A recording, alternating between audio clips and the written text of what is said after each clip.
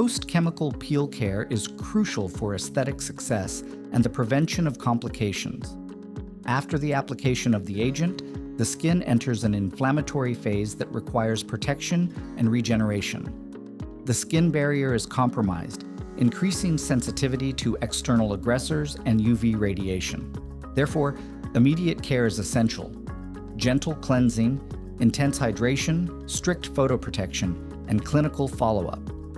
In the first few days, anhydrous emollients like petroleum jelly are recommended to promote reepithelialization. Then, active ingredients such as panthenol, allantoin, or hyaluronic acid are introduced to accelerate regeneration. Photoprotection must be constant, with broad-spectrum filters reapplied every 2 to 3 hours. In patients at risk of hyperpigmentation, niacinamide or kojic acid may be prescribed after peeling. Possible adverse effects include persistent erythema, milia, pruritus, or post-inflammatory hyperpigmentation. In severe cases, superinfection or scarring may occur.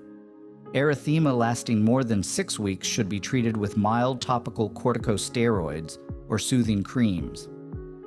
Prevention, based on proper prior evaluation and technique according to phototype, is fundamental.